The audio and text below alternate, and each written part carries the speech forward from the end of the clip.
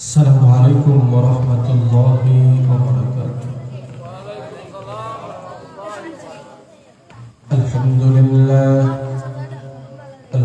لله نحمده ونستعينه ونستغفره ونؤمن به ونتوكل عليه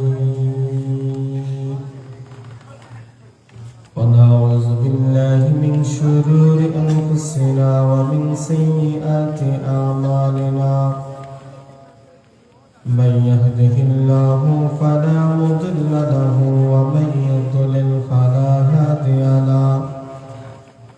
ونشهد أن لا إله إلا الله وحده لا شريك له.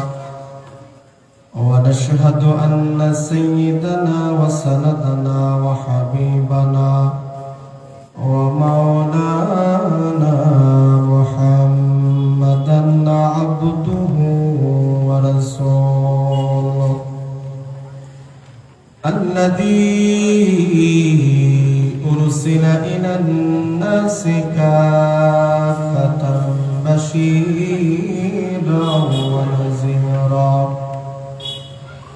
وداعيا إلى الله بإذنه وسراجا منيرا. أما بعد فأعوذ بالله من الشيطان الرجيم. بسم الله الرحمن الرحيم.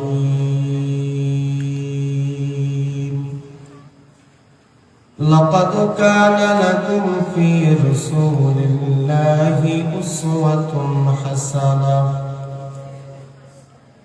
لقد كان لكم في رسول الله أسوة حسنة لمن كان يرجو الله واليوم الآخر وذكر الله كثيرا. وقال رسول الله صلى الله عليه وسلم: لا يؤمن أحدكم حتى أكون أحب إليه من والده وولده والناس أجمعين. وقال الله تعالى: إن الله وملائكته يصلون على النبي يا أيها الذين آمنوا صلوا عليه وسلموا تسليما. صلى الله على سيدنا ومولانا محمد وعلى آله وأصحابه وسلم. بلغ العلا بكماله كشف الدجى بجماله حسنت جميع خصاله. صلوا عليه وآله. جمال حسن يوسف پر فقد عاش زلیخا تھی. تمہاری روئے روشن پر فدا ساری خدای.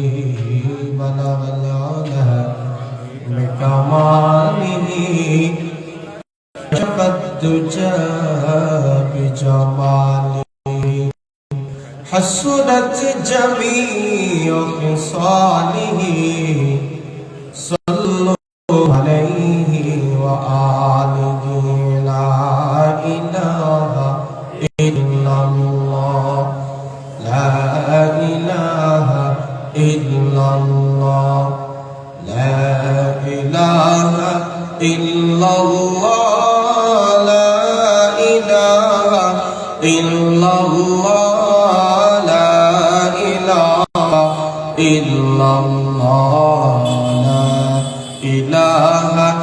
ইল্লাল্লাহ লা ইলাহা ইল্লাল্লাহ লা ইলাহা লা ইলাহা ইল্লাল্লাহ লা ইলাহা ইল্লাল্লাহ লা ইলাহা লা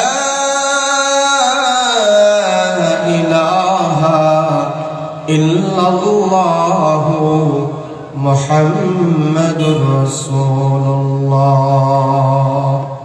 সাল্লাল্লাহু আলাইহি ওয়াসাল্লাম। আলহামদুলিল্লাহ 17 রাজপাড়া বাইতুল মামুর জামে মসজিদ শিবের বাজার জালালাবাদ সদর সিলেটের উদ্যোগে ষষ্ঠ বার্ষিক তাফসীরে কোরআন মাহফিলে অধ্যকার চলমান অধিবেশনের শ্রদ্ধা ভাজন সম্মানিত সভাপতি সাহেব মুআজ্জিজ মুকাররম উলামায়ে কেরাম দিগার হযরত মুরব্বিয়ানে আযম সমবয়সী আমার প্রাণের যুবক ভাই, মাইকের আওয়াজ যতদূর গিয়ে বুঝতেছি পর্দার আড়ালে শ্রবণরত অত্যন্ত শ্রদ্ধা ও মা বোন, মহান রব্বুল আলামিনের দরবারে অসংখ্য অগণিত নিয়ামতের শুকর আদায় করছি, যিনি আমাকে আপনাকে দয়া করে মায়া করে গুনাহ মাফের এক মাহফিলে আল্লাহ তাআলা আশার বসার কিছু কথা বলা এবং শোনার জন্য আল্লাহ পাক তৌফিক দান করেছেন। আমরা সকলেই অন্তরে অন্তঃস্থল থেকে কালিমাত শুকর আদায় করি আলহামদুলিল্লাহ।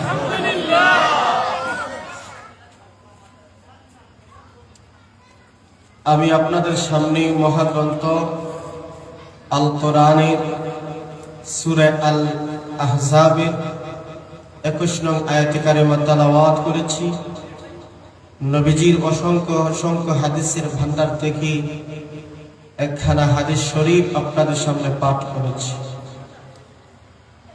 আমাকে একটি বিষয় নির্ধারণ করে দেওয়া হয়েছে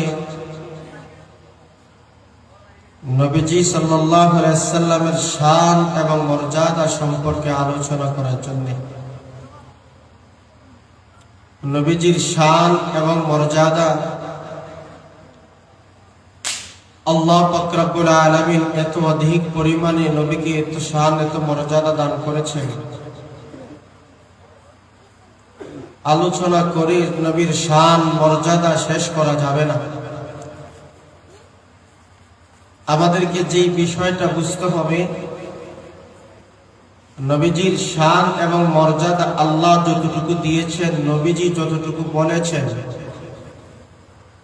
এর ভিতরেই সীমাবদ্ধ থাকতে হবে। নিজের মন মতন, নিজের মনে যা চাইল, নিজের মনে যা বলল, আবেগ হয়ে আল্লাহ বলেন নাই, নবী বলেন নাই, অতিরিক্ত মর্যাদা বাড়ায়া নিজের ঈমান এবং আমল ধ্বংস করা যাবে। নবীজির ইজ্জত, নবীজির সম্মান, নবীজির মর্যাদা দান করেছেন তিনি কে? সকলের মুখ থেকে আওয়াজ শুনতে চাই, তিনি কে? এই জন্য সবচাইতে বড় যে কথা, এটা আমার আপনার অন্তরে এই কথা রাখতে হবে যে রাসূলকে আল্লাহ পাক যে মর্যাদা দিয়েছেন, যে সম্মান দিয়েছেন, যে শান দিয়েছেন, এটা আল্লাহ যা বলেছেন, রাসূল যা বলেছেন, এর ভিতর থেকেই নবীর শান মান মর্যাদা আলোচনা করা আমাদের দরকার। আবেগ দেখিয়ে অতিরিক্ত শান মর্যাদা বলা আমাদের পক্ষে সম্ভব হবে। কিন্তু সমাজ, কিছু মানুষ বাস্তবতার উল্টো কি, নিজের মন মতন আমরা অনেক সময় নবীর মান ইজ্জত বাড়াতে চাইয়া আমরা সীমা লঙ্ঘন করে ফেলি। কথা বলে ঠিক কিনা? আল্লাহ পাক রব্বুল আলামিন নবীজির শান এবং মর্যাদা শুরু থেকেই ছিল, আজ পর্যন্ত আছে, কিয়ামত পর্যন্ত আমার আল্লাহ নবীকে দিবেন। সুবহানাল্লাহ বলেন। যদি একটা কথা আমি আপনাদেরকে বলি, আমরা 3টা জগৎ পাড়ি দিয়ে এসেছি। নবীজির মর্যাদা, নবীজির সম্মান কেমন ছিল একটু বোঝানোর জন্য আপনাদেরকে নিয়ে যাই অনেক পিছনে। আমরা তিনটা জগৎ পাড়ি দিয়ে এসেছি। একটা জগৎ রূহের জগৎ, আর একটা হলো মায়ের রেহেমের ভিতরে একটা জগৎ ছিল, এটাও। আর বর্তমানে আছি আমরা দুনিয়ার জগতে। একটা জগৎ আমাদের জন্য অপেক্ষা করছে, সেটা হলো কবর, হাসরের ময়দান। চূড়ান্ত একটা ফয়সালার দিন আমাদের সামনে অপেক্ষা করছে। নবীজির শান মর্যাদা রূহের জগতে কেমন ভাবে ছিল?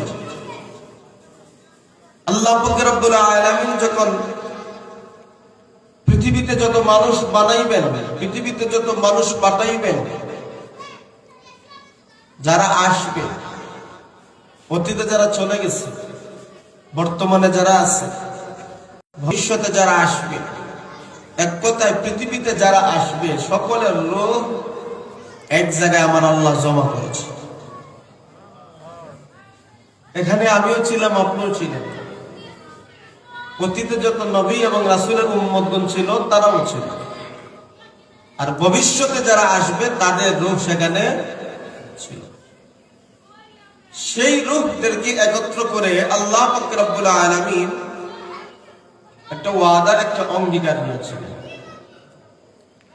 আল্লাহ বলেছিলেন, আলাস্তু বিরাব্বিকুম, আমি কি তোমাদের রব নই? কি প্রশ্ন করেছেন তিনি কে? আর জোরে বলেন ভাই। কাদেরকে বলেছেন? সকল রূহবাসীদেরকে। আল্লাহ পাক রব্বুল আলামিন সকল রূহকে এক জায়গায় জমা করে আল্লাহ পাক রব্বুল আলামিন সেই দিন বলেছিলেন, আলাস্তু বিরাব্বিকুম, আমি কি তোমাদের রব নই? সেই দিন সকল রূহ এক জায়গায় আমার আল্লাহ কি জানতে চান, আমার আল্লাহ কি উত্তর চায়?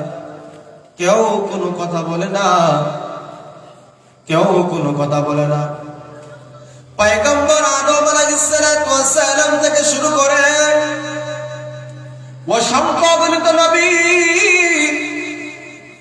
অসংখ্য অগণিত নবী এবং নবীদের উম্মত সকল এক জায়গায়, এক জায়গায়, এক জায়গায়, কেউ কোনো কথা বলে না।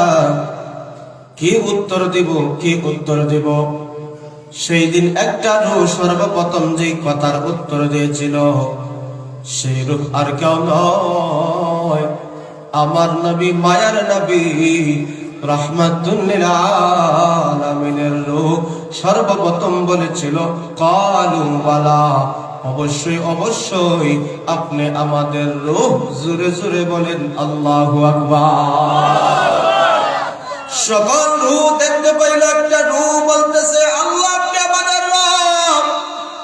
এই কথা শোনার সাথে সাথে সকল এক বাক্যে একসাথে জবাব দেয়, আল্লাহ, অবশ্যই অবশ্যই আপনি আমাদের রব, অবশ্যই অবশ্যই আপনি আমাদের মালিক।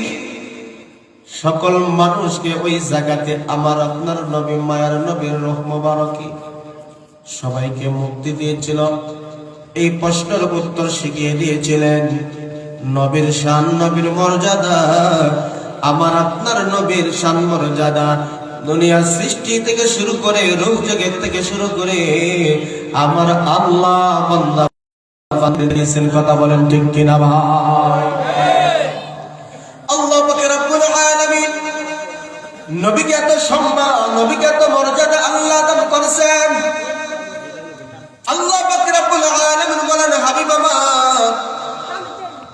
আমার নাম যেখানে থাকবে আপনার নাম সেখানে থাকবে। আল্লাহু আকবার। আমার নাম যেখানে আপনার নাম সেখানে, আমি যে জায়গায় আপনিও সেই জায়গায়।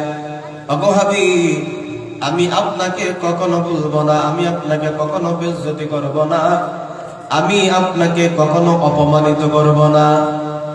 আল্লাহ পাক রব্বুল আলামিনের নবীর শান মর্যাদা এতটা আল্লাহ তাআলা দান করেছেন।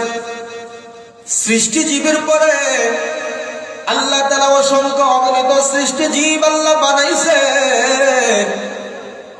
সৃষ্টিজীবের পরে আল্লাহর পরে যার আসন, আল্লাহর পরে যার মর্যাদা, আমার আপনার নবী মায়ের নবীর সম্মান, কথা বলেন ঠিক কিনা? এই জায়গাতে আমাদেরকে বুঝতে হবে, অনেক সময় নবীর সম্মান দেখাতে যে আমরা আল্লাহর সমকক্ষ বানায় ফেলি, আবেগ দেখায়া আল্লাহর সমকক্ষ আমরা নবীকে বানায় ফেলি। না না না, আবেগ এই জায়গায় কন্ট্রোল রাখতে হবে, আবেগটাকে আপনার স্থির রাখতে হবে। আমার আল্লাহ যত মর্যাদা নবীরে দিয়েছেন, নবী যা মর্যাদা বলেছেন ততটুকুর ভিতরে সীমাবদ্ধ, কথা বলেন ঠিক কিনা? আমার নবী মায়ের নবী, নবী বলেন নবীর শান মর্যাদা কতটুকু আমার আপনার নবী ঘোষণা করেন, হাদিস শরীফের মধ্যে পাওয়া যায়। আল্লাহর নবী মায়ের নবী বলেন, পৃথিবীতে যত রাসূল পয়গম্বর আগমন করেছেন সকলের চাইতে সম্মান এবং মর্যাদা দান করেছেন, শ্রেষ্ঠত্ব দান করেছেন আমার আপনার নবীকে। সুবহানাল্লাহ। শুধু তাই না, আমার আপনার নবী মায়ের নবী রাহমাতুল লিল আলামিন আরো ঘোষণা করেন, নবীর এত সম্মান, নবীদের রাসূলদের পয়গম্বরদের অধীনে আমার আপনার নবীর এত মর্যাদা, এত সম্মান। নবী বলেন আমার উম্মতের মর্যাদা কতটুকু জানোনি? হে নবীর উম্মত, আজকে নবীরে পাইলা, নবীরে পাইলা, নবীর শান জানো না, নবীর মর্যাদা জানো না, নবীর ভালোবাসা তুমি অর্জন করতে পারলা না, কপাল পোড়া উম্মত। এখনো সময় আছে, সময় থাকতে এই সময়টার কাজে লাগাও, মর্যাদা বাড়াইবেন তিনি কি? আমার আপনার নবী মায়ের নবী উম্মতদের ব্যাপারে বলেন, অন্যান্য নবী এবং রাসূল উম্মত তাদের চাইতে শ্রেষ্ঠত্ব উম্মতকে দান করেছেন, তাদের চাইতে মর্যাদার দিক দিয়ে আমার আপনার নবীর অনুসারে উম্মত। সুবহানাল্লাহ। এই জন্য তো অনেক অনেক নবী পর্যন্ত আফসোস করেছেন, যদি উম্মতে মুহাম্মদ হইতাম তাহলে আরো ভাগ্যবান হইতাম।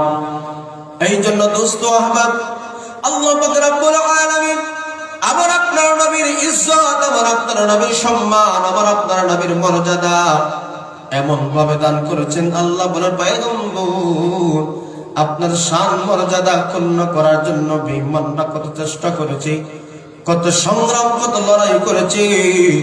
তারা বলেছিল আপনার নাম নেওয়ার মতন কোন লোক, কিন্তু আমি আল্লাহ আপনার নামটাকে এত প্রচার প্রসার করে দিলাম, আমার নাম যেটাই আপনার নাম সেটাই থাকবে, আমার নামের প্রশংসা যেই জায়গায় আপনার নামের প্রশংসা সেই জায়গায় হবে।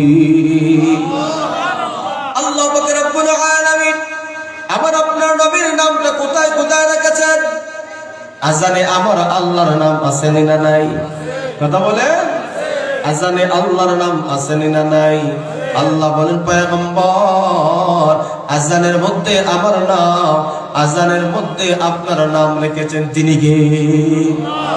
ইকামতে আমার আল্লাহর নাম, ইকামতে আমার নবীর নাম, নামাজের মধ্যে আল্লাহর প্রশংসা, নামাজের মধ্যে আমার নবীর প্রশংসা।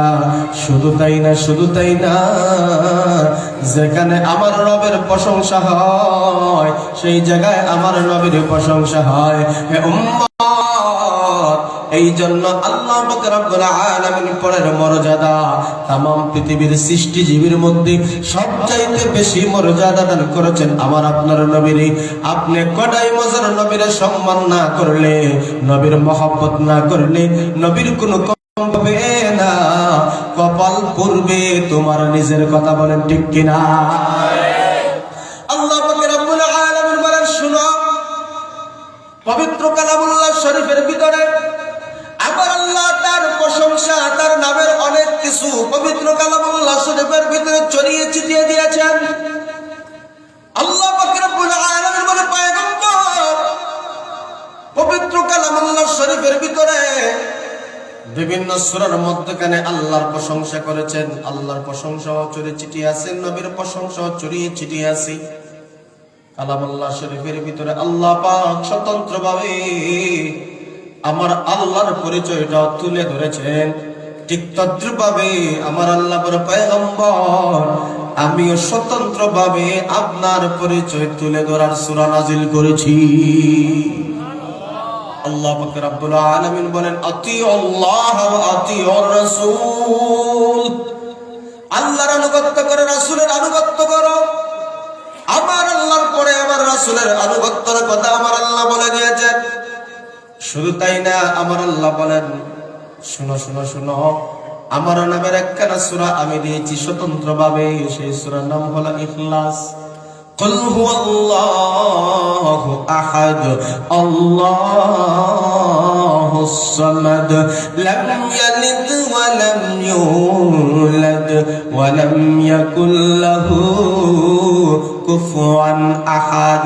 এই সূরার ভিতরে আমার আল্লাহ স্বতন্ত্রভাবে আমার আল্লাহর পরিচয়টা তুলে ধরেছেন। আমার আল্লাহ ডাকতে বলেন, পয়গম্বর আমিও স্বতন্ত্রভাবে আপনার সামনে একখানা সূরা নাযিল করে দিয়েছি। ইন্না আ'তাইনাকাল কাউসার ফাসাল্লি লিরাব্বিকা ওয়ানহার ইন্না শানিআকা হুয়াল আবতার। আল্লাহ পাক রব্বুল আলামিন तमाम দুনিয়ার মানুষদেরকে জানিয়ে দিয়েছেন, আল্লাহর প্রশংসা যেখানে হবে, আমার নবীর প্রশংসা সেখানে হবে।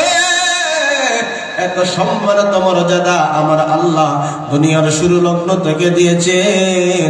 শুধু শুধু জগতে নয়, দুনিয়ার জগতে আছে। শুধু তাই না, শুধু তাই না, ময়দানে মাহশরে আমার আল্লাহ সর্বোচ্চ মর্যাদা আমার নবীরে দান করবেন। সুবহানাল্লাহ। এত সম্মান, এত ইজ্জত আমার আল্লাহ রাসূলকে দিয়েছিলেন। এই রাসূলের উম্মত আমরা হয়েছি, এই জন্য আমরা বলো গর্ব, কথা বলেন ঠিক কিনা? আমাদের আপনার মতো অন্যান্য নবীর উম্মতরা পর্যন্ত আফসোস করেছে, নবীগণ পর্যন্ত আফসোস করেছেন, যদি উম্মতে মুহাম্মদী হইতাম। কিন্তু আমরা তো কপাল পোড়া, আমরা নবীরও চিনি না, আল্লাহরও চিনি না, আমরা নামের মুসলমান। কথা বলেন, আমরা নামের মুসলমান, আমরা কাজে কর্মে মুসলমানিত্ব আমার পাওয়া যায় না। আপনার নাম রাখছি আব্দুল্লাহ, নাম রাখছি আব্দুর রহমান, নাম রাখছি আব্দুল মান্নান, এটা ঠিক আছে, কিন্তু চেহারার দিকে তাকাইলে দেখা যায় আমার নবীর আদর্শ নাই। পোশাকের দিকে তাকাইলে আমার নবীর আদর্শ নাই। কথাবার্তার দিকে তাকাইলে নবীর আদর্শ নাই। লেনদেনের দিকে তাকাইলে নবীর আদর্শ নাই। আপনার খানার দিকে তাকাইলে, ঘুমের দিকে, মানুষের ব্যক্তিগত জীবন, পারিবারিক জীবন, সামাজিক জীবন, সর্বমহলের দিকে তাকাইলে দেখা যায় এবং রাসূলের আদর্শ নাই। আসল আদর্শ করে ফেলেছি আমরা ওই বিজাতীয় কালচার। কথা বলেন ঠিক কিনা?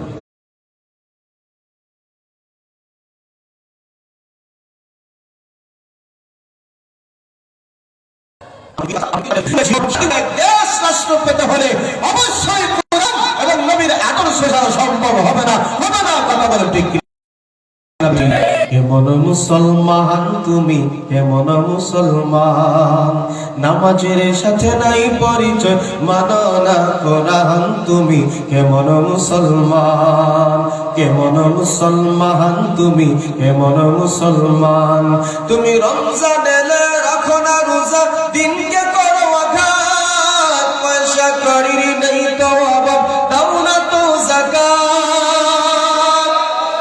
তুমি রমজান এলে রাখো না রোজা, দিনকে করো আঘাত, পয়সা করির নেই তো অভাব, দাও না তো যাকাত। তুমি ইমানদারির বড়াই করো, নেই তোমার ঈমান। তুমি ইমানদারির বড়াই করো, নেই তোমার ঈমান। তুমি কেমন মুসলমান, তুমি কেমন মুসলমান, নামাজের সাথে নাই পরিচয়, মানো না কোরআন তুমি। কেমন মুসলমান। আসেনি না? নামাজ পড়ে না, রোজা রাখে না, হজ করে না, যাকাত দেয় না, আর বুকের মধ্যে তাপা দিয়া হয় নামাজ না বলে কি তুইছি আমার ঈমান তো আছে। কথা বল, বুকের মধ্যে তাপা দিয়া কয় আরে নামাজ না পড়লে কি তুইছি আমার ঈমান বড় শক্ত, ঈমান বড় মজবুত। নাউজুবিল্লাহ বলতেন না। অথচ রাসূল বলছেন, বাইনাল মুসলিম ওয়া বাইনাল কাফির কুফর তারকুস সালাহ। মুসলমান এবং কাফেরের মধ্যে পার্থক্য দিয়েছেন নামাজ। নামাজ পড়ে না মুশরিকরা, নামাজ পড়ে না কাফেররা। কথা কই ঠিক নেই? কথা বল ঠিক না? ঠিক। আমাদের দেশের কিছু কিছু মানুষ বুকের মধ্যে দাবা দিয়া কয় নামাজ না পড়লে কি তুই যে আজ পর্যন্ত কারো খাসা ইদু ফারা দিছি না, কথা বলে আর ইমান আসেনি? আর জোরে করো না, আর জোরে বলেন। নামাজের সাথে গাফলাতি আসেনি? রোজার সাথে গাফলাতি আসেনি? সুদের সাথে সম্পর্ক আসেনি? ঘুষের সাথে সম্পর্ক আসেনি? আমরা পরিপূর্ণ মুমিন মুসলমান হতে পারি? তুমি ঘুষকে বিচার করো সাজিয়া প্রদান, কথা বলেন ঠিক কিনা? তুমি সুদের টাকায় প্রসাদ করো, ঘুষ ছাড়ো না, দিন দুঃখী না খেয়ে মরে কবর রাখো না।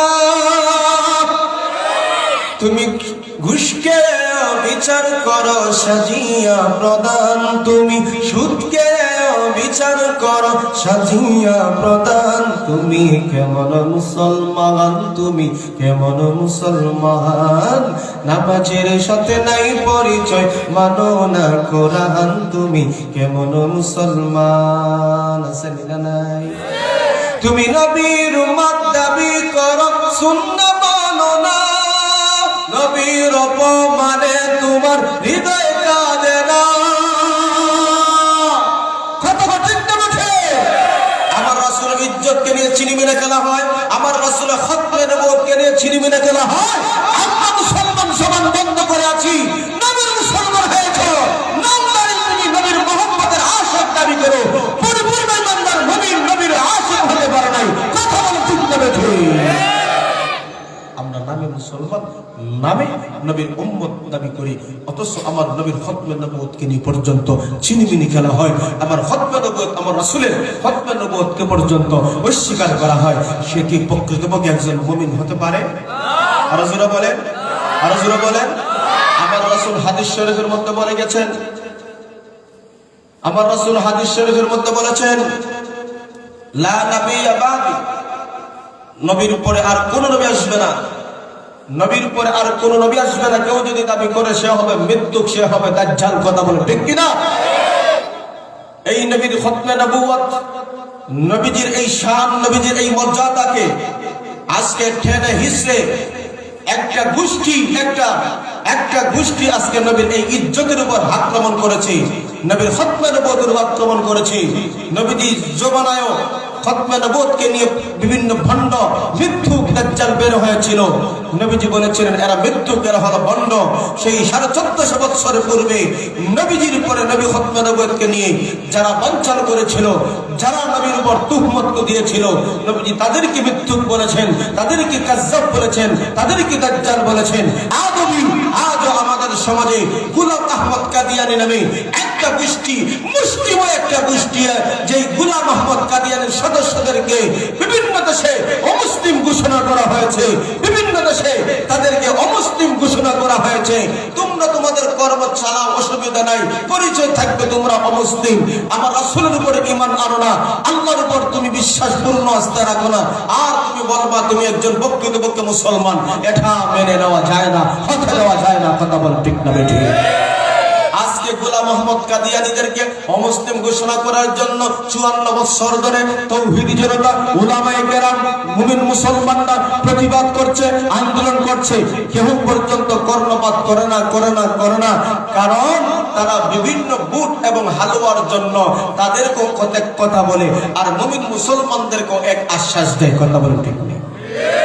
আমরা এখান থেকে একটা আওয়াজ তুলতে চাই, এই দেশে মুসলমান আছে, হিন্দু আছে, বৌদ্ধ আছে, খ্রিস্টান আছে, বিভিন্ন ধর্মের লোক আছেন না নাই? আশপাশে দেখেন আমরা কত সম্প্রীতি, কত ভালোবাসা নিয়ে বসবাস করছি। কথা বলে ঠিক নেই?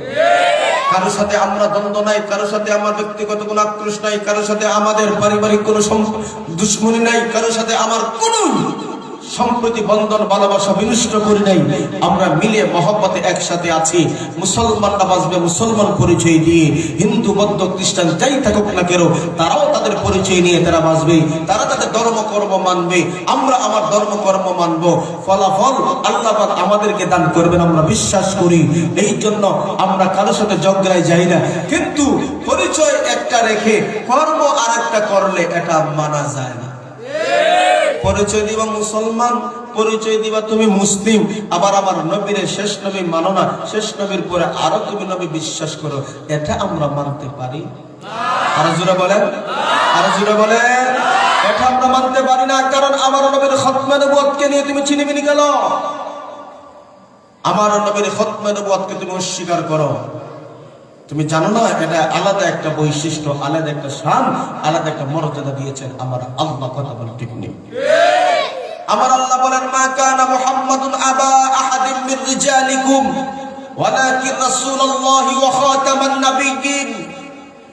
আমার আল্লাহ বলেন, তোমরা যারা ধারণা করো নবী নবী তোমাদের পিতার মতন, না না, তোমরা এটা ধারণা করিও না। ওয়ালাকিন রাসূলুল্লাহ, আমার আল্লাহ বলেন তিনি হলেন আল্লাহর রাসূল। কথা বলেন ঠিক নেই? আমার আল্লাহ এখানে বুঝাতে চাইতেছেন, তোমাদের সমাজে সন্তান এবং বাবার মাধ্যম হলো এক জিনিস, আমাদের সমাজে সন্তান এবং বাবার মাধ্যম হইল বাবা এবং মার সংমিশ্রণে সন্তান যারা আছে এরা হলো বংশীয় সন্তান। কথা বলেন ঠিক নেই? এটা হলো নসলের দিক দিয়ে সন্তান। এই হিসাবে তোমরা রাসূলকে তোমরা পিতা মানিও না, তবে হ্যাঁ, রুহানি পিতা প্রত্যেক নবী প্রত্যেক যুগের উম্মতের জন্য নবীগণ হলেন রুহানি পিতা। কথা বলে ঠিক কিনা? ঠিক তদ্রূপ ভাবে আল্লাহ বুঝাতে চায়, তোমাদের জন্য তোমাদের রাসূল তোমাদের রুহানি পিতা, কিন্তু বংশীয় পিতা তোমরা মানিও। সকল নবী পৃথিবীতে আগমন করেছেন, তাওহীদের দাওয়াত কেউ দিয়েছেন শুধু তাওহীদ, শুধু তাওহীদ। কোন নবী আল্লাহর পরিচয় দিয়েছেন, আল্লাহর পরিচয় হালাল হারাম তাদের নাই, শুধু এক কথা বলছেন, তোমরা শিরিক করিও না, শিরিক করিও না, বাদ বাকি যা যা সব করার সুবিধা নাই। এক একজন নবী এক এক জমানায় এক এক ভাবে দ্বীনের দাওয়াত দিয়েছেন, কিন্তু চিকিৎসা ঠিকই হয়েছে, পরিপূর্ণ চিকিৎসা হয়নি। কথা বলতে আমাদের সমাজে বিভিন্ন ডাক্তার আছেন, বিভিন্ন ডাক্তাররা চিকিৎসা দেয় প্রেসক্রিপশন লেখে, কিন্তু অনেক রোগী আছে পূর্ণতা শিফা পায় না। যদিও চিকিৎসা নেয়, কিছু চিকিৎসা নেওয়ার পরে মধ্যখানে কিছু ভালো যায়, শেষে দেখা যায় আবার রোগ ব্যাক করে। তাইলে কি আপনি বলবেন ওই ডাক্তারের চিকিৎসা পূর্ণতা পাইছে? কথা বলেন, পূর্ণতা পায় নাই। আরেকজন ডাক্তার চেঞ্জ করে, আরেকজন ডাক্তার চেঞ্জ করে, শেষ পর্যায়ে যিনি চিকিৎসা করেছেন ওনার চিকিৎসা যদি সম্পূর্ণ ভালো হয়ে যায়, তাইলে বোঝা যাবে ওই ডাক্তারের চিকিৎসা কমপ্লিট হয়েছে। কথা বলেন ঠিক কিনা? ঠিক তদ্রূপভাবে মহান আল্লাহ পাক রব্বুল আলামিন এক এক জমানায় এক এক সময় এক এক নবী এবং রাসূল প্রেরণ করেছেন, এক একজনকে এক এক ধরনের চিকিৎসা দিয়েছেন। আমার আল্লাহ বলেছেন, হে নবী, হে রাসূল, তোমরা শুধু তাওহীদের চিকিৎসা করো, আর অন্য চিকিৎসা আপনাদের দরকার নাই। তোমরা শুধু শিরক থেকে মুক্ত থাকা কিভাবে যায় সেই চিকিৎসা তোমরা করো, আর কোন চিকিৎসার দরকার নাই। কিন্তু আমার আপনার নবী সেই যুগে আয়েশা আমার আল্লাহ তাওহীদের চিকিৎসার সাথে কুফরের চিকিৎসার সাথে শিরকের কুফরের সাথে হালালের চিকিৎসা দিয়েছেন, হারামের চিকিৎসা দিয়েছেন। কমপ্লিট একটা দিন আমার আল্লাহ তাআলা আমার আপনার রাসূলকে দিয়েছেন। এর দ্বারা বোঝা গেল এমন নবী, শেষ নবী আসার কারণে যত নবী পৃথিবীতে বিদায় হয়ে গেছেন, সকল নবী থেকে নিয়ে আজ পর্যন্ত আমার নবী আসার কারণে পূর্ণতা পাইছে সকল চিকিৎসার। কথা বলি ঠিক না বেটি?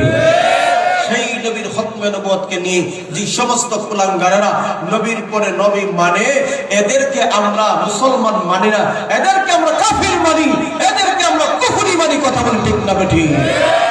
নবীর উম্মত যদি হতে হয় অবশ্যই খতমে নবুয়ত মানতে হবে। কথা বলেন, আরো জোরে বলেন, আরো জোরে বলেন। তুমি নবীর উম্মত দাবি করো, সুন্নাহ মানো না, নবীর অপমানে তোমার হৃদয় কাঁদে না। তুমি বিজাতীয় সংস্কৃতিতে শোভেছ পরাণ, তুমি কেমন মুসলমান, তুমি কেমন মুসলমান। নামাজের সাথে নাই পরিচয়, মানো না কুরআন, তুমি কেমন মুসলমান। কথা বলেন ঠিক কিনা? কি হবে বেঁচে থেকে অযথা বিদ্যা শিখে, যদি না করতে পারো শোষণ বিহীন সমাজটাকে? কি হবে বেঁচে থেকে? কি হবে ছাত্র সেজে চুমুকে সনদ কানা, যদি হয় বিদ্যালয়টা সন্ত্রাসীদের আড্ডা কানা? চাকরি ভয় করো যদি ছেড়ে দাও ওই না গদি, চাকরি ভয় করো যদি ছেড়ে দাও ওই না গদি, কি হবে আল্লাহকে ধোঁকা দিয়ে? কি হবে শেষ নবীজির উম্মত বলে দাবি করে, যদি ওই দেওয়ানবাগী নবীর চেহারা দখল করে? কি হবে শেষ নবীজির উম্মত বলে দাবি করে, যদি ওই কাদিয়ানীরা নবীর চেহারা দখল করে?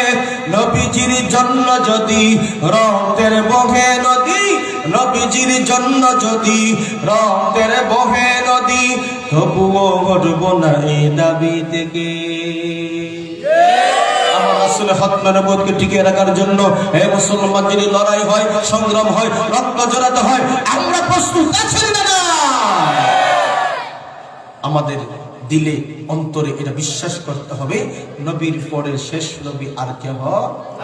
আর যারা বলেন কেহ যদি ধারণা করে আসবে তার ঈমান থাকবে, এটা আমার নবীর শানের উপরে আক্রমণ করা হয়। কথা বলতে অথচ আল্লাহ পাক রব্বুল আলামিন এত সম্মান এত মর্যাদা দিয়েছেন। হে উম্মত, যদি নবীকে চিনতে পারো, নবীকে বুঝতে পারো, নবীর আদর্শ গ্রহণ করতে পারো, তোমার মতন দামি উম্মত আর কেউ থাকবে না। কথা বলতে এই জন্য আল্লাহ পাক রব্বুল আলামিন আমার আপনার নবীর এত সম্মান এত মর্যাদা দুনিয়াতে দিয়েছেন। বেঈমান মুশরিকরা বলেছিল, মুহাম্মদ তোমার সম্মান থাকবে না, তোমার ইজ্জত থাকবে না, তোমার নাম নেওয়ার মতন কেউ থাকবে না। বেঈমান মুশরিকরা আমার আপনার নবীকে আটকরা বলে দাবি করেছিল। নাউজুবিল্লাহ। আমার আপনার নবীকে নির্বংশ বলে তারা নবীকে খুঁটা দিত, নবীরে তারা কষ্ট দিত, বলে মুহাম্মাদের মেয়েরা আছে, সন্তান থাকবে না, সন্তান চলে যায়, শুধু মারা যায়। মুহাম্মাদের নাম নেওয়ার মতন কেউ নাই, মুহাম্মাদের নাম নেওয়ার মতন দুনিয়াতে কেউ থাকবে না। আল্লাহ পাক রব্বুল আলামিন নবীকে বললেন, পয়গম্বর এই বেঈমান মুশরিকরা আপনারে নির্বংশ বলে গালি দিয়েছে, তারাই হলো দুনিয়ার মধ্যে সবচাইতে হতভাগা, সবচাইতে নির্বংশ। তাদের সন্তান কোনো কাজে আসবে না, তাদের ধন দৌলত কোনো কাজে আসবে না। ওই আবু জাহিলের প্রতি তাকাও, আবু লাহাবের প্রতি তাকাও, যারা আমার নবীরে গালি দিত, আমার নবীকে নিয়ে 24 ঘন্টা কুৎসা করত, তাদের অবস্থা দেখো। ওই আবু লাহাব যখন দুনিয়া থেকে বিদায় হয়, তার শরীরের মধ্যে এমন পচন রোগ দেখা দিয়েছে, ঘরের মধ্যে ওনার পরিবার রাখতে চায় না, ওনার ছেলেরা রাখতে চায় না, ওনার বিবি পর্যন্ত ধারণ রাখতে চায় না।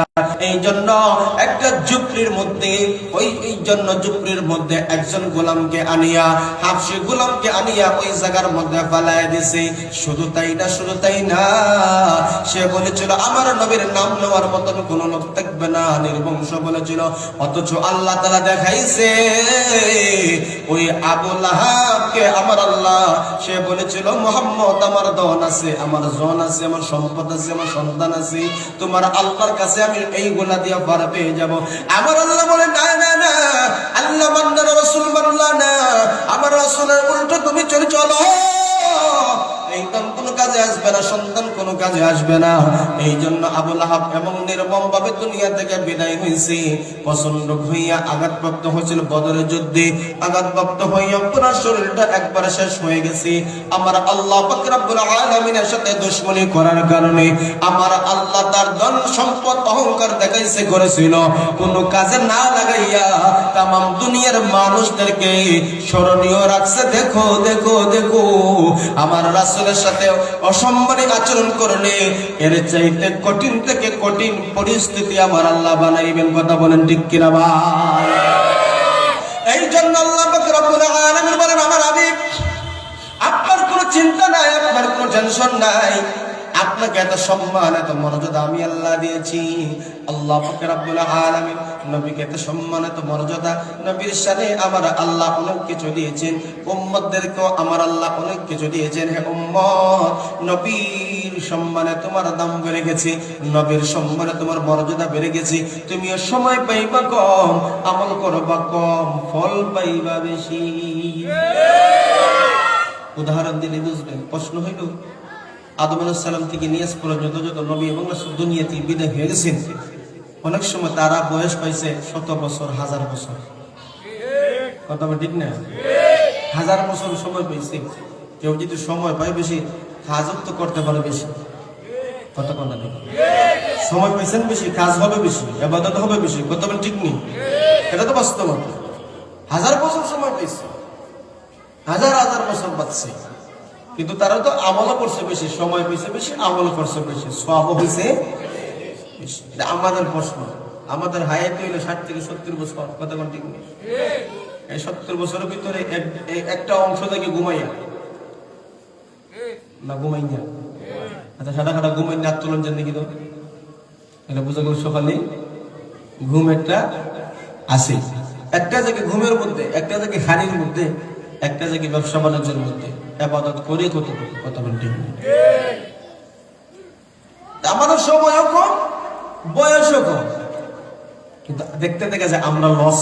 কথা বলে যদি সময় পেতাম বেশি তাইলে ইবাদত করতাম। আল্লাহ পাক রব্বুল আলামিন ডাকতে বলে, হাবিব আমার সাহাবায়ে কেরাম আপনাকে প্রশ্ন করেছে। নবীজি বলেছিলেন, অন্যান্য নবীর উম্মতদের অবস্থা তুলে ধরেছিলেন।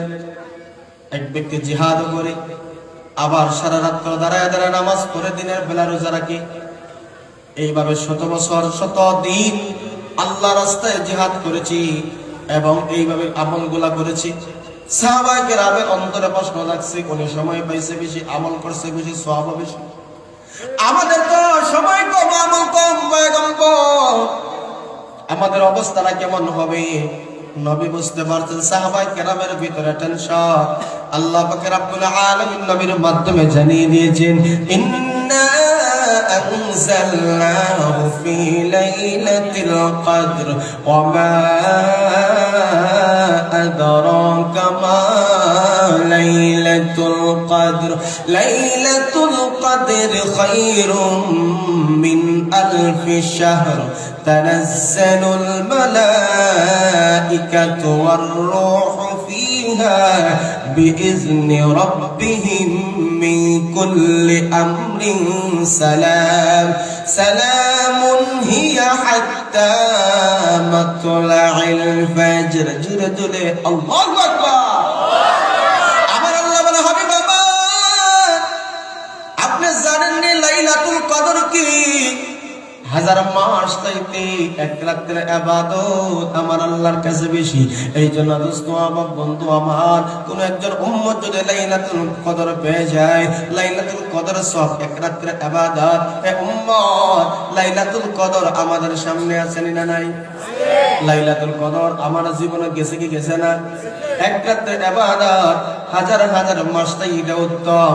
ইবাদত করবা বেশি, সওয়াব পাইবে বেশি। এটা কেন জানো নি? আমার নবীর যেমন মর্যাদা, আমার নবীর যেমন সম্মান, আমার নবীর সম্মানের কারণে আমার নবীর উম্মতের মর্যাদা হয়ে গেছে। নবীর মর্যাদার কারণে উম্মতের মর্যাদা বেড়ে গেছে। আমাদের যদি ইজ্জত সম্মান বাড়াতে হয়, অবশ্যই নবীজির মহব্বত, নবীর ভালোবাসা অর্জন দরকার। কথা বল।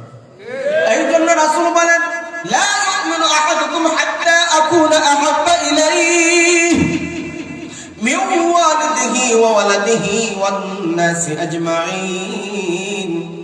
আমার রাসূল বলেন, তুমি পরিপূর্ণ মুমিন হতে পারবে না, তুমি পরিপূর্ণ একজন ইমানদার হতে পারবে না যতক্ষণ পর্যন্ত আমার রাসূলকে তুমি মহব্বত না করবা। তোমার মা বাবা থেকে, তোমার সন্তান সন্ততি থেকে, এক কথা সকল মহব্বতের বস্তু থেকে যতক্ষণ না আমার রাসূলকে মহব্বত না করবা, ততক্ষণ পর্যন্ত তোমরা খাঁটি মুমিন হতে পারবে না। এই হাদিসটা শোনার পরে নবীজির একজন সাহাবী হযরত আবু বকর রাদিয়াল্লাহু তাআলা আনহু, হযরত ওমর রাদিয়াল্লাহু তাআলা আনহু, নবীজির অসংখ্য হাদিস শোনার পরে হযরত ওমর ডাকতে বলল, ইয়া রাসূলুল্লাহ, ইয়া হাবিবাল্লাহ, আমি আপনার এতটা মহব্বত করি, এতটা ভালোবাসি, আপনি তো বলেছিলেন পরিপূর্ণ ঈমানদার হব না। নিজের সন্তান, নিজের মা বাবা, সকল ভালোবাসার বস্তু দেখি যদি আপনাকে মহব্বত না করা হয়, ততক্ষণ পর্যন্ত কাটি মুমিন হব না। আল্লাহর রাসূল সাল্লাল্লাহু আলাইহি ওয়াসাল্লাম, আমি সকল ভালোবাসার বস্তু থেকে, আমার মা বাবা, সন্তান সন্ততি, এমন তামাম পৃথিবীর ভালোবাসার বস্তু থেকে আমি আপনারা মহব্বত করি, কিন্তু আমার জান থেকে আপনারা ভালোবাসি। আমার নিজের জান থেকে আপনারা কি করি না, ভালোবাসি না। নবী বললেন তুমি এখনো পরিপূর্ণ ইমানদার হতে পারো নাই। যেই ওমর জান্নাতের সার্টিফিকেট প্রাপ্ত, সুবহানাল্লাহ। যেই ওমর জান্নাতের সার্টিফিকেট প্রাপ্ত, সেই ওমর নবীকে বললেন মা বাবা সন্তান সন্তান সবকিছু থেকে আপনারা মহব্বত করি, কিন্তু আমি আমার নিজের জানতে যে মায়া করি, এর সাথে আপনারা আমি বেশি মহব্বত করতে পারি নাই। নবী বললেন ওমর এই পর্যন্ত তুমি ইমানদার পরিপূর্ণ হতে পারো। ওই মুহূর্তে হযরত রাসূল করিম সাল্লাল্লাহু আলাইহি ওয়াসাল্লাম ডাকতে বললেন তোমার জানের সাথে ভালো না বাসলে তুমি খাঁটি মুমিন হতে পারবা না। ওমর কিছুক্ষণ চুপ থাকছে। আল্লাহু আকবার। হযরত ওমর রাদিয়াল্লাহু তাআলা চোখ করে বসে রইলেন, দাঁড়াই রইলেন। হঠাৎ করে জবানটা খুলে বললেন হাবিব আমার, এবার আপনি বলুন আপনার জন্য আমি কি করতে পারি। ইয়া রাসূলুল্লাহ, ইয়া হাবিবাল্লাহ, ওগো নবীজি আপনি যদি নির্দেশ দেন আগুনে ঝাঁপ দিতে আমি প্রস্তুত, পাহাড় থেকে ঝাঁপ দিতে আমি প্রস্তুত। আপনার ভালোবাসা দেখানোর জন্য, আপনার মহব্বত দেখানোর জন্য আপনি যা বলবেন আমি তা করতে প্রস্তুত রয়েছি। অর্থাৎ নবী আমার নিজের জান থেকে এবার আপনাকে বেশি মহব্বত করি, বেশি ভালোবাসি। আমার নবী মুস্কি হাসে বলে ওমর এই মুহূর্তে তোমার ঈমানটা পরিপূর্ণ হয়ে গেছে। ভালোবাসার পাত্র নবীর জন্য আলাদা রাখতে হবে, কথা বলে। এই জন্য আল্লাহ বলে মা আতাকুমুর রাসূল ফাখুযুহু ওয়া মা নাহাকুম আনহু ফান্তাহু। আমার রাসূল জানিয়ে আসছেন, নির্দেশ দিয়েছেন তা গ্রহণ করো। আমার রাসূল যা বলেন নাই, যা করার জন্য করেন নাই, এই সমস্ত জিনিস থেকে তোমরা বাঁচিয়ে থাকো। আল্লাহ বলেন আতিউল্লাহ ওয়া আতিউর রাসূল, তোমরা রাসূলের অনুগত্য, আল্লাহর আনুগত্যই, আল্লাহর আনুগত্য করো, রাসূলের আনুগত্য করো। শুধু তাই না, আল্লাহ পাক রব্বুল আলামিন নবীর শান মর্যাদা তুলে দিয়েছেন কুল ইন কুনতুম তুহিব্বুনাল্লাহ ফাত্তাবিউনি ইউহিব্বুকুমুল্লাহ। আল্লাহু আকবার। আমার আল্লাহ ডাকতে বলেন যদি তোমরা আল্লাহর ভালোবাসতে চাও, যদি তোমরা আল্লাহর মহব্বত করতে চাও, আমার আল্লাহ শর্ত দিয়েছেন আমার রাসূলকে ভালোবাসো, আমার রাসূলকে মহব্বত করো। আমার রাসূলকে মহব্বত না করা পর্যন্ত আমার আল্লাহর ভালোবাসা অর্জন হবে না। আমরা আল্লাহর মহব্বত করতে চাইনি, তাইলে আল্লাহ কি বলছেন আমার রাসূলকে মহব্বত করো, আমার রাসূলকে ভালোবাসো। এর দ্বারা বোঝা গেল আমার রাসূলের ইজ্জত আরেক ধাপ বাড়ায় দিয়েছেন। তিনি কে? আল্লাহ। আর জোরে করুন না। আমার আল্লাহ পাক রব্বুল আলামিন तमाम দুনিয়ার মানুষদেরকে জানিয়ে দিয়েছে এত সম্মান, এত মর্যাদা আমার আল্লাহ রাসূলকে দিয়েছেন। আল্লাহ পাক রব্বুল আলামিন বলেন আলাম নাশরাহ লাকা সাদরাক ওয়া ওয়াদা'না আনকা উযরাক আল্লাযী আনকাযা যাহরাক ওয়া রাফা'না লাকা যিকরাক। আল্লাহ পাক রব্বুল আলামিন এত শান, এত মর্যাদা আমার আল্লাহ দিয়েছেন জাননি ওয়া রাফা'না লাকা যিকরাক। আল্লাহ পাক রব্বুল আলামিন এত সম্মান, এত মর্যাদা আমার আল্লাহ দিয়েছেন। আমার আল্লাহর যেখানে শান মর্যাদা রয়েছে, আমার রাসূলের শান মর্যাদা সেই জায়গায় রয়েছে। এইজন্য আল্লাহ বলেন হে উম্মত, হে আমার গোলামের দল, আল্লাহর ভালোবাসা অর্জন করতে গেলে আমার রাসূলকে ভালোবাসো, আমার রাসূলকে মহব্বত করো। ফলাফল কি হবে জানোনি? ইউহিব্বুকুমুল্লাহ,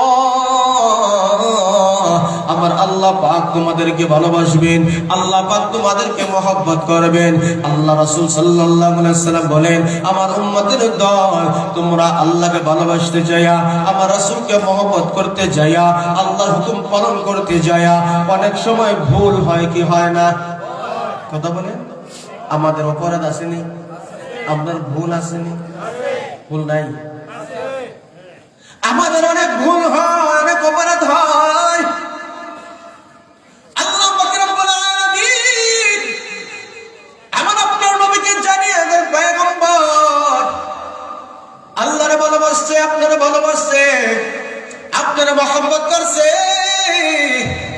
এই জন্য আমিও তারা ভালোবাসি। দুনিয়া কেউ যদি কারো মহব্বত করে, তারাও মহব্বত করে, আর সে যদি অন্য কোনো জিনিসে মহব্বত করে, সেটারও মহব্বত করে। কথা বলে আপনার বিবি মহব্বতের পাত্র, কথা ঠিক। আপনার বিবির গুণ, সেও তার মহব্বতের পাত্র। এই জন্য দুলাভাই গীতা করে বিবিরা তো মহব্বত করে করে তার শালারও মহব্বত করে।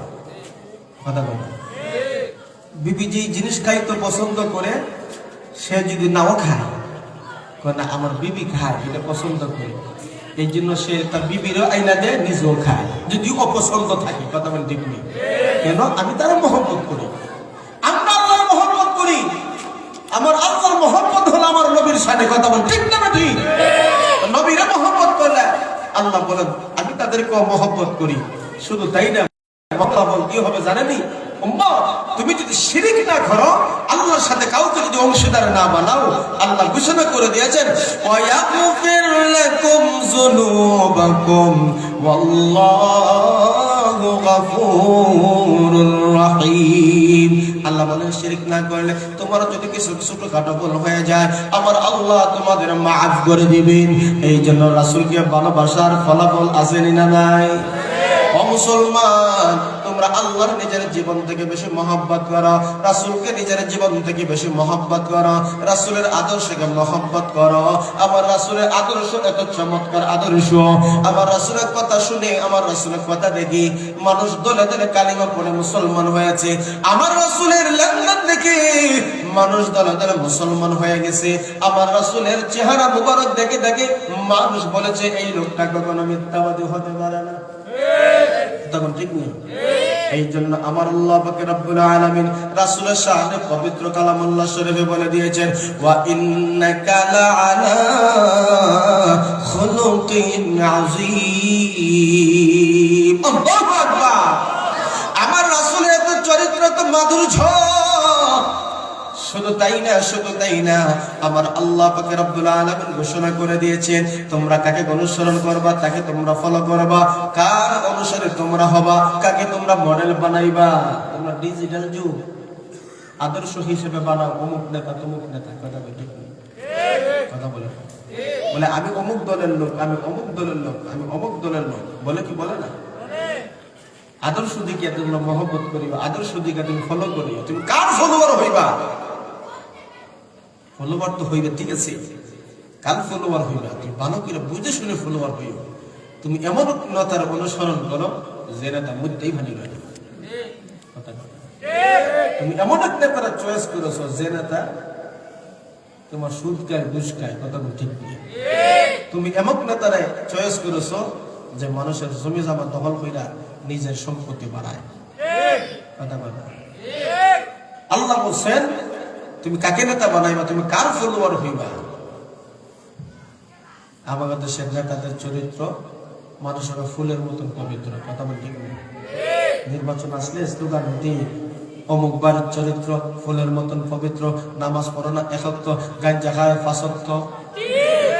কথা বলে ঠিক নেই? এই জন্য কাকে তুমি ফলো করবা, কার অনুসারে হইবা। রাসূল বলছেন আল মারউ মা মান আহাব্বা, যে যারা মহব্বত করে তার সাথে তার হাসর করে। কথা বলে আপনি এমন একজন সঙ্গী বানাইলা, এমন একজন লোককে মহব্বত করলা, এবার নামাজও পড়ো না, ইসলামের দাঁড় নাই, আপনি তারা মহব্বত করলা, আর আপনার দ্বারা যা অবৈধ কাজ সব চালাইয়া দেয়। আসেনি? সেও জাহান্নামে যাইব, আর তুমিও তাকে মহব্বত করার কারণে তুমিও জাহান্নামে। কথা বলে এই জন্য রাসূল বলছেন আল মারউ মা মান আহাব্বা। সাহাবায়ে কেরাম ডাকতে বলে ইয়া রাসূলুল্লাহ, ইয়া হাবিবাল্লাহ, আপনি তো জান্নাতে দেখবেন সর্বোচ্চ জায়গায়, আমরা তো থাকবো একবারে নিচে। আজকে নবী গো আমার যদি কষ্ট হয়, দুঃখ হয়, তাহলে যখন আপনার নুরানি চেহারা মোবারক খান একবার দেখতে পাই, শত দুঃখ কষ্ট মুহূর্তের মাঝে ভুলে যায়। সাহাবায়ে কেরাম ডাকতে বলে ইয়া রাসূলুল্লাহ, পেটে যখন খিদা লাগে নবী আমার, পেটে খিদা লাগলে যখন আপনার সামনে চলে আসি, আপনার চেহারা মোবারক দেখতেই পেটের খিদা দূর হয়ে যায়। ইয়া রাসূলুল্লাহ, সেই দিন আপনি তো থাকবেন মাকাম মাহমুদে। সেই দিন আমরা কেমন করে আপনাকে দেখতে পাইব? নবী বলেন, আমার সুন্নতকে মহব্বত করো, আমার সুন্নতকে ভালোবাসো, আমার আদর্শ গ্রহণ করো, আমার আদর্শের মহব্বত করো। মান আহাব্বা সুন্নতি ফাকাদ আহাব্বানি ওয়া মান আহাব্বানি কানা মাই ফিল জান্নাহ। আমার রাসূল বলেন, আমার রাসূলের সুন্নতে তোমার জীবনটাকে সুন্দর করে রাঙিয়ে নাও, সাজিয়ে নাও। রাসূল বলেন, জান্নাতে তোমরা উম্মত আমার সাথে থাকবা। এই নবীর আদর্শ এবং সুন্নতের দাম আছে না? সবচেয়ে বড় মর্যাদা এবং সম্মান যে শান আল্লাহ দিবেন, সেটা হলো তাম পৃথিবী যখন শেষ হয়ে যাবে, বিচারের কাজ এখনো শুরু হয় নাই, প্রত্যেকটা মানুষই তার কৃতকর্মের জন্য হাসরের ময়দানে গুনার কারণে হাবুডাবু খাবে। সেই দিন জমিন থাকবে আপনার তামা, উপরে আধাত, উপরে থাকবে সূর্য। আর গুনাহগারদের গুনার ভারীর কারণে ঘামের পানিতে সাঁতার, কেউ সাঁতার কাটবে, কেউ কোমর পানি, কেউ আডু পানি, এইভাবে প্রত্যেকে গুনাহ হিসুদের কষ্ট হবে। সেই কঠিন মুহূর্তে মানুষ পাগল পারা হয়ে যাবে। বাবা সন্তানকে চিনবে না, মা সন্তানকে চিনবে না, ভাই ভাইকে চিনবে না, পেরেশান হয়ে যাবে। ওই কঠিন মুহূর্তে কি করা যায়? কোন সুপারিশ কার মাধ্যমে করবে? ভয় পায় না। ওই মুহূর্তে সকল নবীর উম্মতরা দৌড়াইবে আদম আলাইহিস সালামের কাছে। আপনি তো বলেন আমাদের আদি পিতা, আপনার মাধ্যমে তো আমরা দুনিয়াতে আসছি বাবা। আল্লাহর কাছে বলেন সুপারিশ করার জন্য, আল্লাহ যেন আজকে কঠিন বিপদ থেকে আমাদেরকে বাঁচায়, জাহান্নাম হইতে আরো কষ্ট হইতে। আমরা তো মাইনা নিব, কিন্তু এই কষ্ট আর সহ্য করতে পারি না। পয়গম্বর আদম ডাকতে বলবে, শুনো, আমার দ্বারা এমন একটা কাজ হয়েছে, এমন এক পা পিছলা গেছে। আল্লাহ বলেছিলেন গন্ধম গাছের দ্বারও যাইও না, দ্বারও গেছে না গেছে, ফলও খাইছি। আল্লাহ যদি সেই দিন বলে, আদম তোমাকে তো আমি নিষেধ করেছিলাম, শয়তানের ফুসলায় তোমার নিচে জবাব দাও। আমি আদম সেই দিন কথা বলতে পারবো না, আমার ভয় হয়। না না, আমি পারবো না, যাও তোমরা পয়গম্বর নূহ কাছে চলে যাও। পয়গম্বর নূহ আলাইহিস সালামের কাছে সকল উম্মতরা যাবে। উম্মতরা গিয়া বলবে, আপনি তো নূহ আলাইহিস সালাম জালিল কদর একজন নবী, সম্মানিত একজন নবী, আপনি আল্লাহর কাছে সুপারিশ করেন, আল্লাহ যেন এই কঠিন বিপদ থেকে আমাদেরকে বাঁচায়। পয়গম্বর ডাকতে বলবেন, না না না, আমি তো আমার সন্তানের জন্য আল্লাহর কাছে দোয়া করে ফেলেছি, এই জন্য আমার ভয় হয় যদি আমার আল্লাহ যদি আমার প্রশ্ন করে কি জবাব দিব। এবার সকল দৌড়াইয়া একে একে সকল নবীর কাছে যায়, কেউ কোনো কথা বলে না, সাহস পায় না। সকল দৌড়ায় মুসা পয়গম্বর কাছে যায়। আপনি হলেন কালিমুল্লাহ, আপনি আল্লাহর কাছে একটু বলেন, আল্লাহ যেন আজকে বিচার কাজটা শুরু করে দেয়, কঠিন থেকে কঠিন আযাব আমাদের হয়। মুসা আলাইহিস সালাম বলবেন, না, আমার পক্ষে এটা সম্ভব হবে না। কেন সম্ভব হবে না? আপনি তো আমার সাথে তুর পাহাড়ের কথা বলেছেন। কথা তো বলছি, আল্লাহ তো আমার মায়ের মহব্বত করছেন, ঠিক আছে, আমার ভয় হয় এই কিপ্তি ঝগড়া করছে, আর ঝগড়া করতে যাইয়া অনর্থক তারে মারছে, আমার কাছে দিছে বিচার, আমি দিছি তাফা একটা। আল্লাহু আকবার, তাফা দিছি আস্তে, এটা বই গেছে। কি শক্তি ছিল নবীদের হাতে, সুবহানাল্লাহ। আমি তো অন্যায়ভাবে তারে মারিনি, আমি শাসাইছি, এটা বই গেছে। যদি আল্লাহ বলে, মুসা তুমি আরেকবার তাফাতে মেরে নিছো, বিচার কেমনে চাও? কথা ঠিক নেই। আল্লাহ তো বলবেন না, কিন্তু উনি চান। পয়গম্বর মুসা আলাইহিস সালাম এত শক্তি আল্লাহ দিয়েছেন ওনার জান কবজ করার জন্য। যখন আজরাইল এসে, আজরাইল আইয়া কয় আপনার জান কবজ করে দিতাম, দিয়েছি নাকি থাপ্পড়। বুখারী শরীফের বর্ণনা, আজরাইলের চোখ একটা বাইরে গেছে। বুঝলেন তো, কিপ্তিরে মরব না, আজরাইলের চোখ বার করে দিয়েছে। আজরাইল চৌকাতে নিয়ে আল্লাহ গেছে, আল্লাহ কি করলাম, আপনার পয়গম্বর তো তাপ একটা দিয়ে আমার শেষ, তুমি কি কইছো মরার জন্য? এইভাবে কি নবীর আনা যায় দুনিয়াতে? আল্লাহু আকবার। তুমি সালাম দিবা, কালাম দিবা, কথাবার্তা বলবা, বলবা তোমার রবের সাথে সাক্ষাৎ যাইতে চাননি, বলবা। এইভাবে আগ্রহ যখন দিবা তখন দেখবা বলবে দুনিয়া থাকতে চাই না, আমার উঠে আনবে, আপসে আপসে জানটা নিয়ে আসবে। তুমি কেউই ডাইরেক্ট একসঙ্গে গেছো, খাইবাই তো সব কথা ঠিক নেই। সেই নবী পর্যন্ত বলবেন না না না, আমার পক্ষে সম্ভব হবে না। বর্ণনা অনেক লম্বা, আমি সংক্ষিপ্ত করে বলি। আজানের টাইম চলে আসতেছি, এবার একজন একজন করে সকল নবীর কাছে যায়, কেউ কোনো কথা বলে না, সোজা চলে যাবেন ঈসা আলাইহিস সালাতু ওয়াস সালামের কাছে। ঈসা আলাইহিস সালাতু ওয়াস সালামের কাছে যখন সকল নবীর উম্মতরা চলে যাবে, আপনি দোয়া করেন। ঈসা আলাইহিস সালাতু ওয়াস সালাম বলবেন না না, আমি পারবো না। কেন আমি পারবো না? আমারে আমার উম্মতরা বলেছিল আমি আল্লাহর পুত্র। নাউজুবিল্লাহ। আমাকে বলেছিল আল্লাহর পুত্র, এই কথা তারা বলছে, আমি বুঝাইলাম, তারা বোঝে নাই। যদি আল্লাহ বলেন, আল্লাহ ধরেন কি জবাব দিব? তবে তাফসীর কিতাবের মধ্যে পাওয়া যায় পয়গম্বর ঈসা আলাইহিস সালাতু ওয়াস সালাম সেই দিন বলবেন আমি পারবো না, এই কথা বলবো না, তবে একটা পরামর্শ দিতে পারি, যে এই জায়গাতে যাইবা গেলেই কাজ হয়ে যাবে। কমস কম এইটা দেন। পয়গম্বর ঈসা আলাইহিস সালাতু ওয়াস সালাম সকল উম্মতের লইয়া লাগ দইরা যাবে, যেমন ও যে তো একজন নবী আছে মাকামে মাহমুদ, উনাকে আজকে সর্বোচ্চ স্থান দেওয়া হবে, দেখো উনি সেজদায় করে আমার আল্লাহর প্রশংসা করতেছেন। সুবহানাল্লাহ। আর একটা জোরে কোন না, যে নবী এখনো রওজায় জিন্দা অবস্থায় আমার আপনার সালাম নবীর মাধ্যমে, ফেরেশতাদের মাধ্যমে এখনো পৌঁছানো হয়, আর নবী আপনার সালাম শুনে খুশি হয়। সুবহানাল্লাহ। আর এই নবীর আমরা মহব্বত করি না, এই নবীর আমরা ভালোবাসি না, এই নবীর আদর্শ আমরা গ্রহণ করি না। আমাদের মতন কপাল পোড়া মুসলমান দুনিয়াতে আর কেউ নাই। কথা বল না। আমি আজকে আপনাদের এলাকায় আসলাম, কিছুক্ষণ পরে চলে যাব। বিশেষ করে ইমাম সাহেব যিনি আছেন, মাঝে মাঝে যোগাযোগ করছেন, আমার আরেক ভাই মহব্বতের ভাই, উনিও আমার সাথে যোগাযোগ রাখছেন। ফোনটা আসলেই বোঝা যায় আপনার এইখান থেকে, এই গ্রাম থেকে আমার সাথে একজনের কানেকশন করছে, যোগাযোগ রাখছে, তার নামটা শোনানো হয়। ঠিক তদ্রুপ ভাবে এখানে ওয়াজ করার পরেও যদি কেউ যোগাযোগ করে, তাহলে বোঝা যায় পুরো গ্রামের মানুষই একটা যোগাযোগ আছে।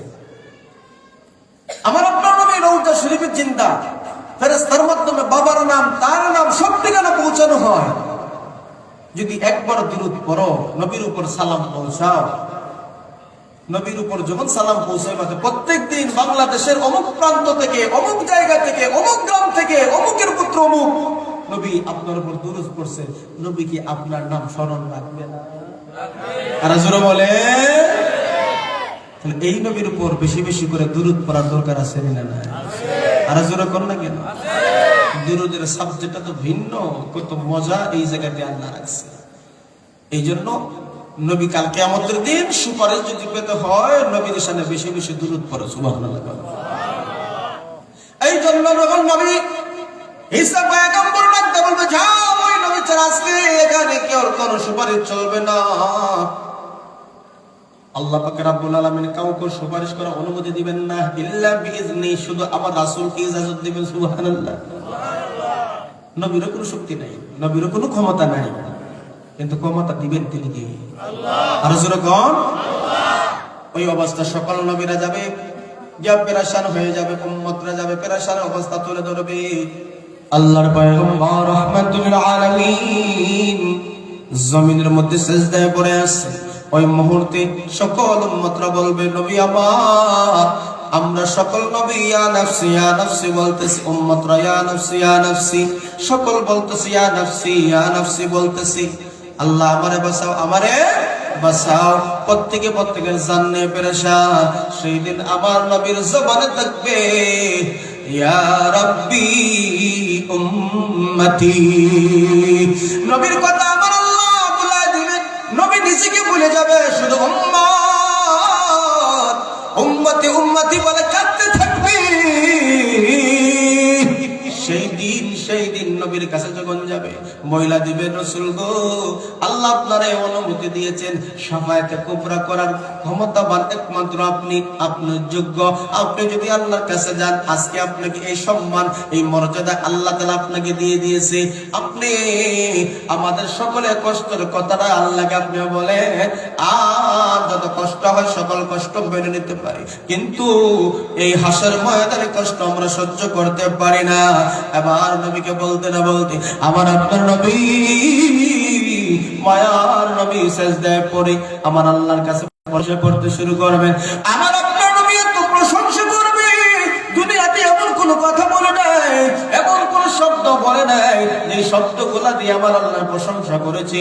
আমার আল্লাহর এমন প্রশংসা এমন শব্দ দিয়ে করবে, আমার আল্লাহ সেই দিন ডাক দিয়ে দিবে, ইয়া মুহাম্মদ ইরফা রাসাকা ইয়া মুহাম্মদ, আবু আমার হাবিব, আপনি মাথা উঠাও, মাথা উঠাও। আজকে তো কাদার দিন না, আজকে তো আর কান্নার দিন না।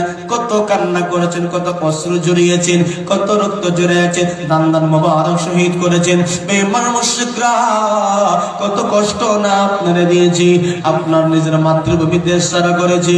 ওই তায়েফের ময়দানে কত কষ্ট আপনি পেয়েছেন। শুধু তাই না, উহুদের ময়দানে দান দান পর্যন্ত শহীদ হয়েছে। বাবু আমার হাবিব, দরকার নাই, আর কাঁদবেন না, কাঁদবেন না, বড় কষ্ট হয়। ওগো আমি আপনার মাথা উঠাও, যা বলবা আমি আজকে কবুল করব।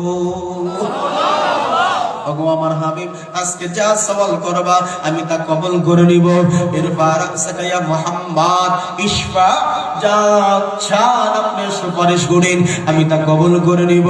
আমার নবী, মায়ার নবী যখন মাথা উঠায় আল্লাহর সাথে কথাবার্তা বলবেন, আল্লাহ, সকল নবীরা ইয়া নফসি বলতেছে, উম্মতরা ইয়া নফসি ইয়া নফসি বলতেছে। আমার কাছে আয়েশা তারা বলল, আজকে বিচার কাজ আপনি শুরু করে দেন। যার যার অবস্থান থেকে যত আমল হবে সব পাবে, যার আযাব হবে তারা মেনে নেবে। আপনি বিচারের কাজ আপনি শুরু করে দেন।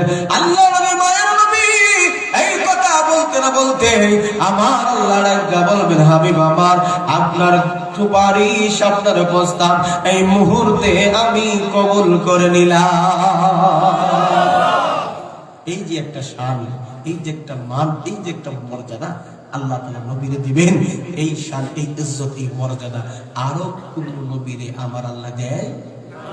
আমার নবীর শান, আমার নবীর মান, আমার নবীর মর্যাদা আছে না নাই?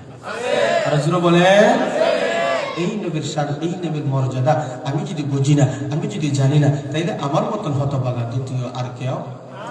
এই জন্য আল্লাহ বলেন, শুনো শুনো শুনো, আমার নবীর এই শান, আমার নবীর মান, ইজ্জত, মর্যাদা আমি আল্লাহ রূহ জগৎ থেকে দিয়ে দুনিয়ার জগতে দিলাম, কবর জগতে দিলাম। কবর জগতে কি দিয়েছেন দেখেন, রবের সম্পর্কে জিজ্ঞাসা করা হবে, আর আমার নবী সম্পর্ক জিজ্ঞাসা আছে না নাই? এত সম্মানিত মর্যাদা আমার আল্লাহ দিয়েছেন। বলবেন, মান রব্বুকা ওয়া মা দীনুকা ওয়া মান নাবিয়ুকা, হে কবরবাসী, বলো না তোমার রব কি ছিল, তোমার দিন কি ছিল। শুধু তাই না, বলো না তুমি কোন নবীর অনুসারী ছিলে। সুবহানাল্লাহ। রূহ জগৎ থেকে দিয়ে আমার নবীর শান মর্যাদা আল্লাহ বাড়িয়ে দিয়েছে। কবর জগৎ আমার আল্লাহ আমার রাসূলকে বলে নাই। শুধু তাই না, হাসরের কঠিন ময়দানেও আমার আল্লাহ রাসূলকে ইজ্জত, সম্মান, মর্যাদা দান করেছেন। এর দ্বারা হে উম্মত, আমার নবীর ইজ্জত, সম্মান এতটা বেশি দিয়েছেন। আল্লাহর পরে যার স্তর, তিনি হলেন আমাদের নবী মুহাম্মদুর রাসূলুল্লাহ সাল্লাল্লাহু আলাইহি ওয়াসাল্লাম। এই জন্য দোস্ত আহবাব, আল্লাহ পাক রব্বুল আলামিন বলেন, দুনিয়াতে কত নেতা খেতা পাইবা, কার ফলোয়ার হইবা, কার আদর্শ গ্রহণ করবা, অবশ্যই অবশ্যই একজনকে তো ফলো করতে হবে। লাকাদ কানা লাকুম ফি রাসূলিল্লাহি উসওয়াতুন হাসানা লিমান কানা ইয়ারজুল্লাহা ওয়াল ইয়াউমাল আখিরা ওয়া যাকারাল্লাহা কাসীরা। আমার আল্লাহ বলেন, যারা আখিরাত বিশ্বাস করে, বেশি বেশি করে আল্লাহকে স্মরণ করে, জিকির করে, তাদের জন্যই আমার রাসূলের মধ্যেই রয়েছে উত্তম আদর্শ। কথা বলে ঠিক না? আখিরাত বিশ্বাস করেনি, কথা বলে আল্লাহ নামের জিকির আজকাল করি কি করি না? কথা বলে এগুলা যারা বিশ্বাস করে, হাসর নাসর মানে হাসর নাসর বিশ্বাস করে, কিয়ামত মানে কিয়ামত বিশ্বাস করে, ময়দানে মাহশরে দাঁড়াতে হবে বিশ্বাস করে, আল্লাহ মানে, রাসূল মানে, আসমানি কিতাব মানে, সবকিছু যারা মানে তাদের জন্য রয়েছে আমার রাসূলের মধ্যে উত্তম আদর্শ। এই জন্য ফলোয়ার যদি হতে হয় আমার রাসূলের ফলোয়ার হতে হবে, আমার রাসূলের অনুসারী হতে হবে। রাসূলের অনুসারী হইলে লাভ কি? আমার রাসূল বলেন কানা মাই ফিল জান্নাহ, রাসূলের সাথে জান্নাতে থাকবা। এই রাসূলের সাথে জান্নাতে থাকতে চাই কি চাই না?